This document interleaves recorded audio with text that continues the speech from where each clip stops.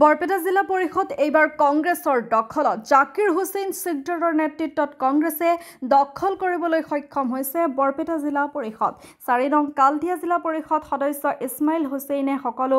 জিলা পৰিষদ সদস্যকে ধন্যবাদ জ্ঞাপন কৰে লগতে ইছমাইল হুছেইনৰ নেতৃত্বত এইবাৰ উত্তৰ পাকা গাঁও পঞ্চায়তখন কংগ্ৰেছে দখল কৰিবলৈ সক্ষম হৈছে কিয়নো এই পঞ্চায়তখন বিগত সময়ত বিজেপি হাতলৈ আছিল বিশেষকৈ উত্তৰ পাকা গাঁও পঞ্চায়তৰ ধুমাৰকুৰ বাসিন্দা সানুৱালীক ধন্যবাদ জ্ঞাপন কৰে কাৰণ সানুৱালীয়ে 3 জন ওয়াৰ্ড সদস্যক লৈ কংগ্ৰেছত যোগদান কৰে সানুৱালীৰ সহযোগত এইবাৰ পঞ্চায়তখন কংগ্ৰেছে দখল কৰিবলৈ সক্ষম হৈছে হয় মই পুন প্ৰথমে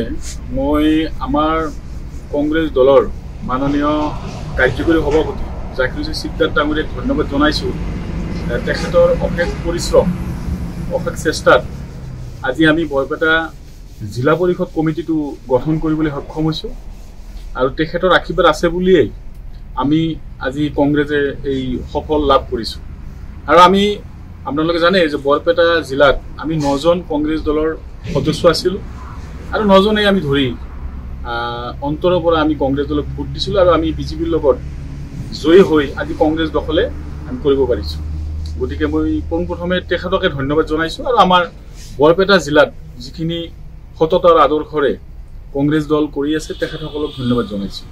আৰু বিশেষকৈ দেখিবলৈ পোৱা গ'ল যে আপোনালোক উত্তৰ পাকা জিপিখন যোৱাবাৰ বিজেপিৰ হাতলৈ আছিল এবাৰ দেখিবলৈ পোৱা গ'ল যে এবাৰ উত্তৰ পাকা জিপিখন কংগ্ৰেছ দখল কৰিবলৈ সক্ষম হৈছে এই বিষয় কোন প্ৰথমে আপুনি কি ক'ব বিচাৰে হয় মানে আপোনালোকে তো সবে জানে যে আসলতে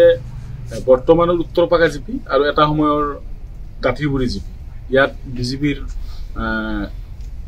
দখলত আছিল তেখেতসকলে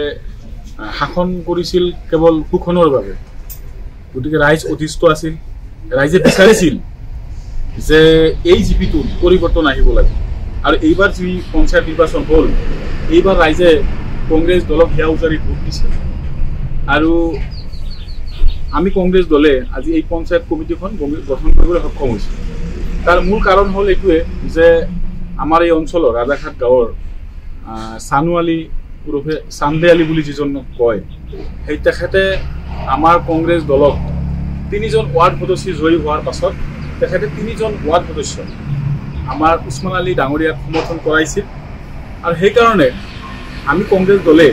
এই পঞ্চায়ত কমিটিটো দখল কৰিবলৈ সক্ষম হৈছোঁ সেইকাৰণে মই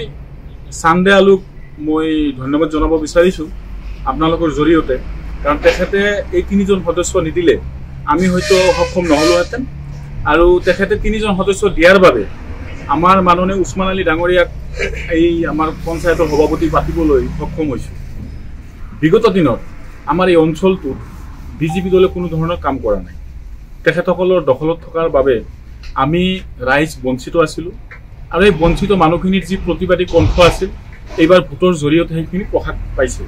আপুনি বাৰু উমৰাহ কৰিবলৈ আগ্ৰহী নেকি